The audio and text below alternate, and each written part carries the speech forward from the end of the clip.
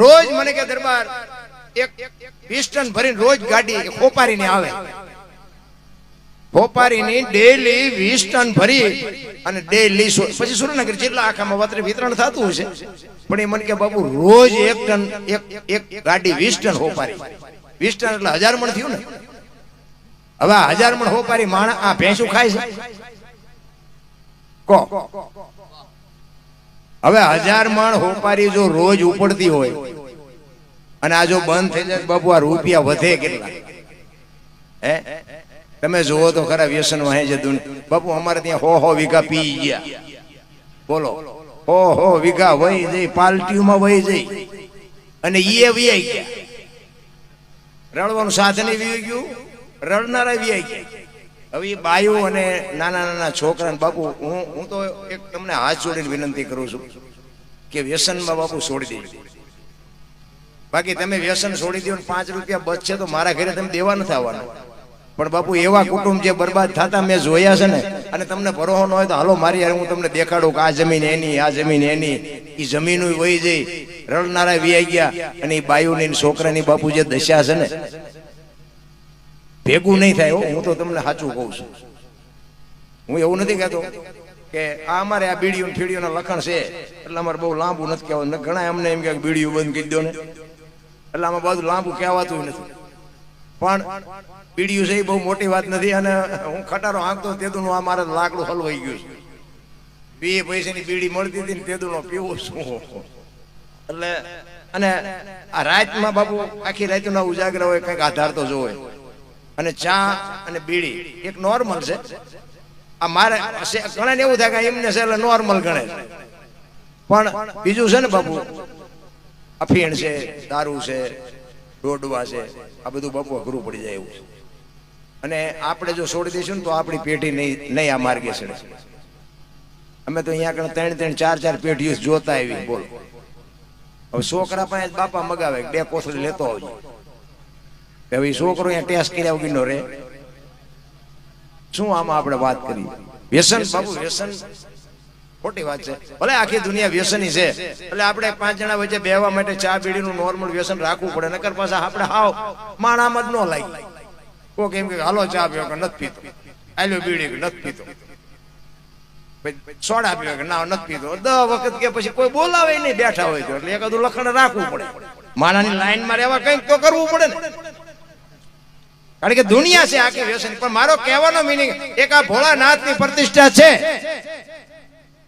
હવે ભોળાનાથના શિવલિંગ ઉપર દુનિયા ગંગાજળ ચડાવે, બીલી ચડાવે, અબીલ ગુલાલ ચડાવે, દૂધ ચડાવે, કોઈ 135 વાળો માવો ચડાવ્યો, ફર્સ્ટ કર સિગરેટ ચડાવી, એને કે ન કે આપણે ભલે હાદી પીતા પણ ભોળાનાથને ફર્સ્ટ કર ચડાવી નો કે? એક વિચાર કરજો, આપણે મંદિર બનાવ્યું છે, આપણે શિવલિંગ લઈ આવ્યા છીએ, આપણે પ્રતિષ્ઠા કરી છે, આપણે એને ભગવાન માની છીએ, અને છતાંય આપણને એમ થાય છે કે આ ભગવાન છે એની ઉપર આ વસ્તુ ન ચડાવે। તો આ જીવતું જાગતું શિવલિંગ મારા બાપે આપ્યું છે, એની માથે આપણે શેનો અભિષેક કરી છે તો આપણે જોવું જોઈએ ને ભાઈ। ભલે હું એવું નથી કહેતો મારા પૈસાનું તમારે કરતા હોય કરજો, હું કોઈ છોડાવવા નથી આવ્યો, પણ બને તો થોડીક મહેનત કરજો છોડવાની। અને મને થોડોક જ મળે કે ઓલા દરબાર આવ્યા હતા આને થોડીક અસર થઈ, બાકી મારે બીજો કોઈ હેતુ નથી। મને તો હું તો આવા બરબાદ થયેલા મેં જોયા છે ને, એટલે અમારે બાપુ અહીંયા 50 લાખ રૂપિયા એકર જમીન નથી મળતી। 1 એકરના 50 લાખ રૂપિયા લેનારા છે, વેચનારા નથી। એ જમીન બકાલાના ભાવમાં વહી ગઈ, અને આમાં જ થયો। એટલા માટે કહું છું કે આ તી છે ને એ ઉગે છે એ આથંબાનો જ છે, કોઈને વ્યામ હોય તો ખોટી વાત છે। અને જે જન્મે છે એને જવાનું જોઈએ, આપણું આયુષ જેટલું છે ને એ નક્કી જ છે, પણ તંદુરસ્ત રહીને મરવું છે કે ભૂંડી હાલતે મરવું છે આપણે જોવાનું। જીવનમાંથી બાપુ એક દી ઓછો નથી થવાની પાકી વાત છે, પણ વ્યવસ્થિત જીવીને મરાય ને એમ મારું કહેવાનું। મરવાનું છે જ, અમે કયા ભગવાનના ભજન કરી છે કે અમને થોડો મૂકી દેવાનો વારો આવશે, એટલે અમને કહે છે બેટા હાલ તારો વારો આવ્યો। કહેવાનો મારો મિનિંગ શું છે બાપુ, આનંદ કરવો સમય મળ્યો છે, ખાઓ પીવો મોજ। અત્યારે બાપુ કોને ઘટે? ચોખ્ખું ઘી બજારમાં લઈને રાડું પાડજો, ચોખ્ખું ઘી છે, ચોખ્ખું ઘી ખપે મને કહેજો। ઓલા દારૂ પીપડા બાવળી એમ ખપી જાય, બોલો। હા અમારે તો તમે જો 2 લીટરના પીપડા હોય, પાંચ પીપળા ખપી જાય. અમુક બંધાણી થોડાક હજુ મોડું થઈ ગયું, ન મળ્યો. એટલે 5 પીપળામાં તને ન મળ્યો, એક લોટો ન મળ્યો. ચોખ્ખું ઘી નથી મળતું, ખપતું નથી. બોલો 2 કિલો ચોખ્ખું ઘી નથી ખપતું, અને દારૂના પીપળા ખપી જાય. તમે જોવો તો ખરા. એટલે મારો કહેવાનો અર્થ એ છે, ખાઓ પીઓ મોજ કરો. ખાવાની વસ્તુ થોડી નથી. મારે એક જગ્યાએ સંતો સાધુ સંતો મેળાવડો હતો ને, એમાં મને કહેતા હતા એક બાપુ, મને કે 3,000 રૂપિયાની કિલો તમાકુ છે અને 900 રૂપિયાની કિલો બદામ છે. એ મને કે બદામ નથી ખપતી, તમાકુ ખપે. તમે બાપુ મોંઘું હોય સારું જ હોય ને. 3,000 રૂપિયાની તમાકુ કિલો હોય એટલે તમે કિંમતી નો કહેવાય. હવે આને કોઈ લેતું ન હોય તો આના 3,000 હોય. પણ બટ્ટા જટી બોલે. હમણાં મેં વાત કરી, બોલો કોરોના આવ્યો ને તો હળેલું બધું નાખી દેવાનું ખાઈ ગયા. બોલો હા, ખપે એવું જ નહોતું. હારી બીડીયું કહું 20 રૂપિયા વેચાણી અને નાખી દેવાની હતી દોઢો વેચાણી. તમે જોવો તો આમ ઓલા ગદબમાં બકરા રખડતા એકાદી બીડી દે. મારે ત્યાં બીડીનું બંધાણ છે ને, હું મારી વાડીએ ક્યારેક આંટો મારવા જઉં ને, એટલે જ્યાંક બેઠો હોય બીડીયું તો આપણે પીતા હોય, અહીંયા ઠૂઠા પીડ્યા જ હોય. ત્યાં અમારે અડકે પડકે વળાય અમારું ઠૂઠું નોરવા દીધું છે. તમે જોવો તો ખરા, પાગલ થઈ ગયા. રેલવે ના પાટે રખડતા હોય આમ કેડે હાથે. એટલે ભલા ભણા 1-2 ઠૂઠા નો જડ્યા રેલ ના પાટે. કઈ રવાજ તારા જેવા જ રખડે બધા. અરે પણ આના વગર નો મરી જાય થોડોક આખો રે શું ફેર પડે. પણ એવા બાપુ થઈ ગયા ને, પાગલ થઈ ગયા, પાગલ વ્યસન લેવા. એટલા માટે મારો કહેવાનો અર્થ કે આપણે જો થોડીક મહેનત કરશું તો વાયેલી પેઢીમાં કંઈક સુધારો આવશે. અને બાપુ સમય હવે કેવો આવશે એ કોને ખબર. મારા સમયની બલિહારી છે.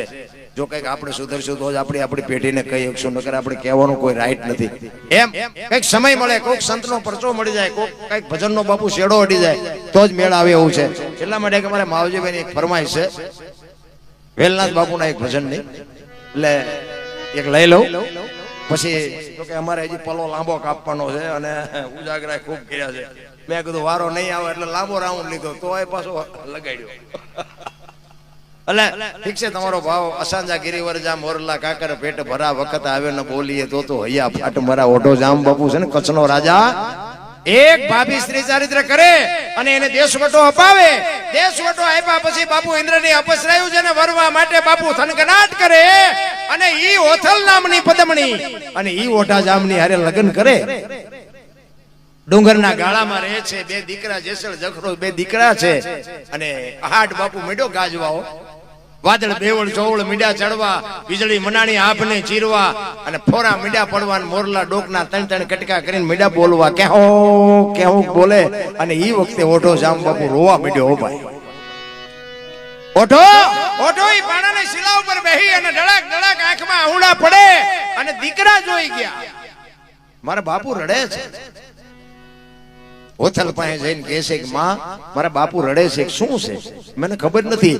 એ હોથલ આવે, આવી લોઢા જામના ખંભે હાથ મૂકીને કહે છે દરબાર આવડો મોટો શું આ ફાટી ગયો તમારી આંખમાં આહુડા.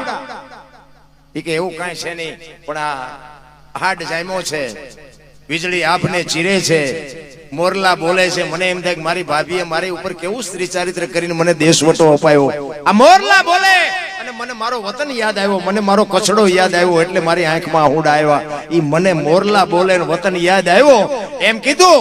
અને ધનુષ ને બાણ 2 ઓઢાનું પડેલું ઈ ધનુષ ઉપાડી અને ઓથલે બાપુ તળાયું ઠઠ કરતી દોરી તાણી અને છોડવાની તૈયારી કરી. ઓઠાએ હાથ આડો દીધો કે રેવા દે, આ તો ગાળે મોરલા બોલે છે, કેટલાક ને આમાંથી મારીશ તું. તેથી મોરલા કહેતા હોય ઓથલ ને, તું મોટી દાણા નાખ કે નો નાખીમાં કાંઈ ફેર ન પડે, પણ આવો હાડ જામ્યો હોય, આવી વીજળી આપને ચીરતી હોય, આવું ટાણું હોય ને જો અમે ન બોલી તો અમારું હૈયું ફાટી જાય. એમ બાપુ આવો ડાયરો બેઠો હોય ને અમારી પાસે હોય ફીરસી ન દે તો અમારું હૈયું ન ફાટી જાય. પણ બાપુ નાખવું છે, પણ ખાનારા નથી મળતા. મારા બાપ ક્યાં નાખવું?